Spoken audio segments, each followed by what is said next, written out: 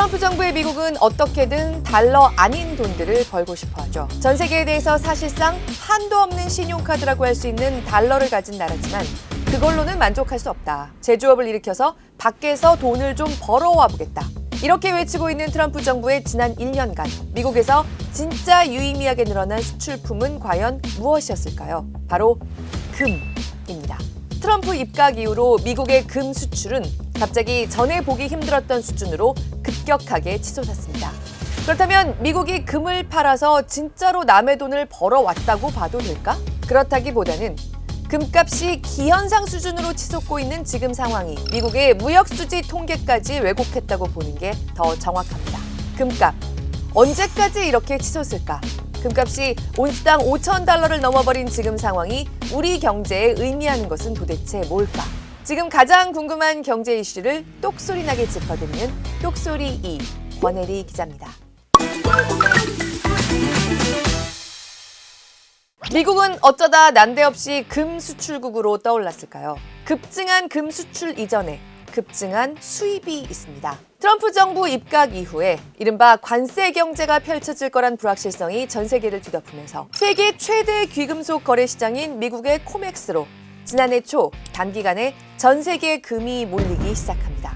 트럼프 당선 후 약 석 달 동안 무려 39만 3천 킬로그램, 393톤의 금이 뉴욕 코맥스 금고로 들어갔습니다. 코맥스 금고의 재고가 한꺼번에 75%나 불어나는 수준의 엄청난 양이었습니다.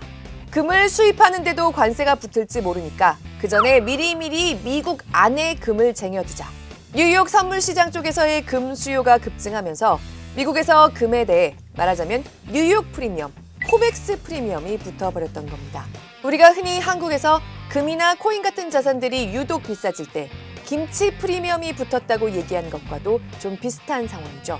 이후 트럼프 정부가 금에는 관세 안 붙여, 걱정하지 마, 이런 신호를 보내면서 이 금들이 전통적인 거래 허브인 런던이나 스위스로 되돌아가는 흐름이 나타났고요.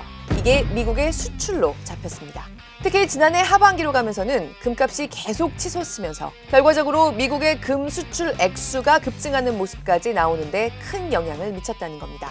미국 수출품, 뭐가 이렇게 갑자기 해외에서 잘 팔리지? 들여다봤더니 사실상 유의미하게 늘어난 건 금, 이거 하나네. 미국의 진짜 성장률을 분석하는 데 포함시키면 안 될 커다란 왜곡이 생길 뻔했네. 이런 규모로까지 금괴 더미들이 대서양을 왔다 갔다 했습니다. 한 번 들여다보면 요새 말로 웃픈 해프닝.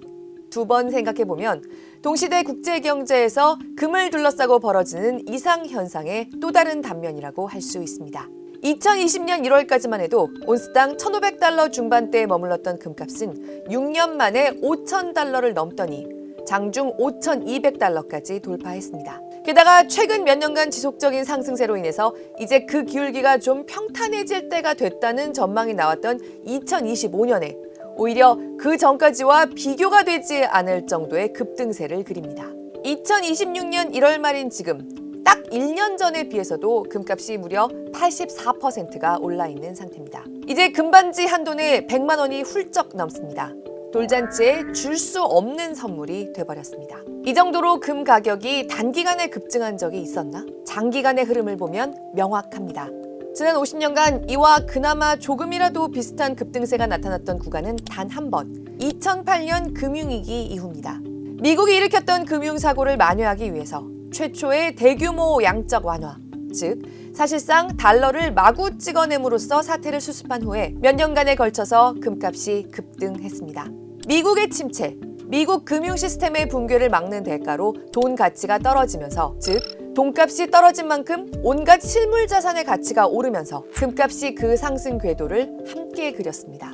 자산을 가진 사람들은 더더욱 급격하게 부자가 되고 여기에 합류하지 못한 사람들은 더더욱 급격하게 가난해지는 전 세계적인 양극화가 따라왔죠. 그런데 이제 와서 보니까 금융위기 이후의 금값 상승이 그린 봉우리는 지금에 비하면 아담한 언덕 수준입니다. 코로나 이후로 찍어낸 돈의 규모는 금융위기 때와도 비교할 수 없을 만큼 막대하고요. 금값이 여지없이 따라 오르고 있습니다. 2022년을 전후해서 미국이 금리 인상과 함께 시중에 풀린 돈을 약간 빨아들이긴 했지만요. 코로나 이전과 비교했을 때 비교할 수 없는 수준으로 시중에 돈이 흔합니다. 그러면 2026년을 시작하는 지금 단시간에 온스당 5,000달러를 넘어버린 금값은 앞으로 어떻게 될까? 결론부터 말씀드리면 아직은 떨어지기가 더 힘들지 않을까? 좀 더 갈 수밖에 없지 않을까? 이런 분위기가 조성돼 있습니다. 골드만삭스는 올해 연말 온스당 금 가격 전망을 기존 4,900달러에서 5,400달러로 높여 잡았습니다. 이 정도는 지금 시장에서 아주 보수적인 편입니다. 모건 스탠리는 5,700달러, 소시에테 제네랄은 6,000, 일부 애널리스트들은 7,100달러까지도 제시하고 있습니다. 어쩌면 올해 연말에 금값을 더 높여 잡은 사람들일수록 지금 세계의 경제가 그만큼 건강하지 않다고 보고 있다고 말할 수도 있습니다. 당분간 웬만한 자산은 계속 오른다. 그만큼 투자하지 못한 가난한 사람들은 더 가난해진다. 국제금값 온스당 5,000달러, 아니 5,200달러 돌파가 말해주는 지금 경제의 얼굴입니다. 미국의 기준금리를 결정하는 사람들, 파월 의장의 연준 공개시장위원회는 더 빠른 금리 인하를 종용하는 트럼프 정부와 돌아올 수 없는 강을 건너서 틀어졌지만요. 지난해 말에 확실하게 못 박은 점이 하나 있었습니다. 시장에 흐르는 돈이 막히는 구간이 없게 하겠다. 400억 달러, 우리 돈 60조 원 규모의 돈을 동원해서 돈이 원활하게 도는 것을 돕겠다. 트럼프 정부가 원하는 만큼의 속도는 아닐지 몰라도 연준이 분명히 기준금리를 서서히 내려왔는데 여기에 역행해서 시장금리가 튀게 두지는 않는다. 미국의 중앙은행이 여기 돈을 들고 서 있다. 이렇게 안심을 시켰던 겁니다. 게다가 트럼프 정부는 이미 연준을 끼지 않고도 시중에 도는 돈의 양을 크게 늘어나게 할 각종 정책을 펴고 있습니다. What we've done is put everything into one bill. It's never happened before. It's the biggest bill of its type in history. 요즘 우리도 연말정산 시즌이죠. 미국도 비슷한 세금 신고 시즌인데요. 트럼프 정부가 내세운 이른바 크고 아름다운 법안, 개정국세법 때문에 미국 시민들이 올 초에 환급받을 세금 액수가 무려 1,500억 달러 정도 추가될 거란 추산이 나옵니다. 우리 돈 220조 원가량이 미국 납세자들 주머니로 추가로 들어온다는 겁니다. 이뿐만이 아니죠. 미국인들의 신용카드 금리와 주택담보대출 금리를 낮추게 하는 각종 정책들이 동원되고 있습니다. 설사 미국의 기준금리가 한동안 내려가지 않아도 실질적인 시중금리를 크게 낮춰보겠다는 겁니다. 시중에 도는 돈의 양이 늘어나지 않을 수가 없습니다. 미국뿐만이 아닙니다. 다카이치 총리가 공격적으로 돈을 풀겠다는 일본, 미국에 대항하기 위해서라도 재정 지출을 늘리겠다는 유럽, 그리고 경제 성장세를 이어가려고 몸부림치고 있는 중국. 금리에 있어서는 저마다 입장들이 조금씩 다르지만요. 결국 모두 정부는 시중에 돈을 풀고 있다는 공통점이 있습니다. 게다가 막대한 유동성과 함께 금값 급등의 가장 큰 원인으로 꼽혀온 지정학적인 불안도 잦아드는 기미가 보이지 않습니다. 특히 최근에는 거대한 협력체였던 미국과 유럽의 사이의 균열이 심각하죠. 이건 이란이나 베네수엘라나 러우 전쟁 사태와는 근본적으로 결이 다른 문제입니다. 전 세계에서 미국 다음으로 금이 많은 나라인 독일과 이탈리아의 정치권과 경제계에서 미국 연준 금고에 분산해서 맡겨둔 자기네 금을 회수해 오자는 목소리가 커졌다는 얘기 최근에 들어보셨을 겁니다. 미국을 어떻게 믿고 뉴욕에 우리 금을 두냐는 거죠. 다른 나라도 아니고 독일, 유럽에서 이 정도로 미국에 대한 불신이 커졌다는 건 보통 일이 아닙니다. 금은 사실 현대 경제에서 중앙은행들이 원래는 좋아할 수가 없는 자산입니다. 일단 마음 놓고 보관할 때가 마땅치 않습니다. 배당금이나 이자도 주지 않고요. 티나지 않게 살짝살짝 돈으로 바꾸는 것도 쉬운 일이 아닙니다. 이것이 바로 요즘도 우리 중앙은행, 한국은행이 견지하고 있는 입장인데 달러 있으면 됐지 금을 늘릴 필요가 있냐. 이런 분위기가 몇 년 전까지만 해도 중앙은행들에게 일반적이었습니다. 우리나라를 비롯한 친서방 국가들은 미국 연준 또는 영국 영란은행에 금을 많이 쌓아두는데요. 참고로 우리나라는 영국에 전량 맡겨두고 있습니다. 2년 전이었던 2023년 중순에 한 번 우리 금괴가 다 잘 있는지 한국은행 사람들이 가서 확인했습니다. 33년 만에 처음 눈으로 본 겁니다. 우리 거지만 보안 때문에 영란은행이 자꾸 들락거리면 안 된다. 보여주질 않았거든요. 한마디로 이렇게 관리하기가 까다롭기 때문에 무슨 일이 생겨도 여기 있으면 안전하다.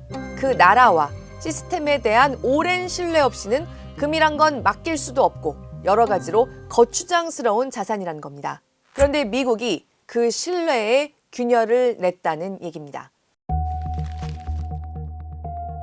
전 세계 중앙은행들이 특히 미국과 관계가 편안하지 않은 나라들이 금시장에 큰 손으로 최근 몇 년간 떠올랐다는 얘기를 많이 들어보셨을 겁니다. 4년 연속해서 2021년에 2배가 넘는 수준으로 각국 중앙은행들이 금을 계속 사들이고 있습니다. 근본적인 이유는 앞서 말씀드린 한국은행은 여전히 고수하고 있는 그 입장. 달러 있으면 되지, 금은 거추장스럽기만 하다. 이런 생각이 세계 곳곳에서 훼손되고 있다는 걸 보여줍니다. 달러 질서로 움직이는 시장만 믿고 있을 수는 없다. 달러만 갖고는 안전하지 않다. 러시아에 대한 미국의 금융 제재에서 보듯이 달러만 믿고 있다간 그 달러가 묶이고 아예 국제 결제망에서 쫓겨나는 것까지 가능하더라. 게다가 미국의 나라 빚이 너무 커지면서요. 미국이 돈을 빌리면서 써준 차용증, 즉 미국 국채 자산 가치에 대한 불안감이 커진 것도 한몫하고 있습니다. 이른바 디베이스먼트 트레이드, 어떻게 달러만 믿느냐는 심리가 지금 금값과 전 세계의 경제 활동에 다 스며들어 있다는 얘기입니다. 최근에는 미국의 중앙은행, 연준의 독립성이 훼손될 수 있다는 관측까지 계속 나오고 있습니다. 현재 연준 의장인 파월이 교체된 후에 트럼프 대통령이 새로 임명하는 의장이 이끄는 연준은 경제 지표들이 적절하다고 가리키는 것보다 금리 인하를 앞당길지도 모른다. 이런 관측이 나오는 것도 지금 미국 국채를 늘리는 게 유리할까?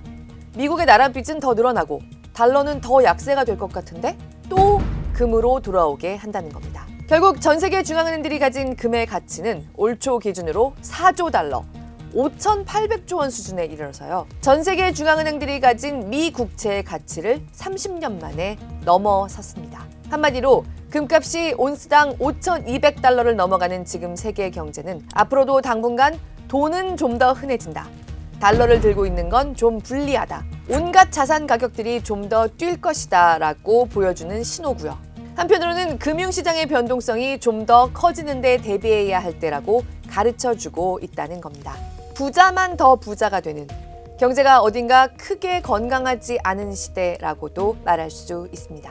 리스크를 대비하기 위한 안전자산에 대한 성격도 상당 부분 강한 것 같고요. 양극화라는 또 다른 이면이 사실은 그 밑바탕에 좀 깔려있는 부분들이고요. 트럼프 시대 여러 가지 불확실성, 이러한 부분도 금 가격 상승에 좀 일조를 하고 있다라고 봐야 될 것 같습니다.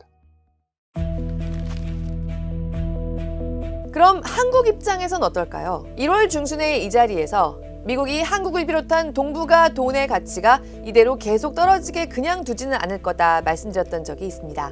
그 이후로 원달러 환율이 실제로 미국 쪽 요인으로 인해서 차츰 진정되는 모습들이 나타나고 있습니다. 스콧 베센트 미 재무장관이 한국 돈에 대해서 말로 개입한 데 이어서 일본과도 더 이상의 엔화 가치의 하락을 막기 위한 공동 대응에 나설 거라는 움직임이 포착되면서 엔값이 1월 마지막 주 들어서 갑자기 뛰고 있죠. 원화 가치도 함께 오릅니다. 이렇게 더 이상의 원화 약세, 동북아 통화들의 약세가 저지된다고 하는 건 미국이 그만큼 상대적 달러 약세를 당분간 유지하겠다는 얘기로 새삼 돌아오게 되고요. 금값에는 또 상승 요인으로 작용하게 됩니다. 올해도 투자자들의 관심이 쏠려 있을 수밖에 없는 금값 추이, 특히 원화로 투자해야 하는 우리나라 사람들의 입장에서 어떻게 계속 읽어 나가야 할지 똑소리 2에서 지속적으로 함께 전망해 보겠습니다.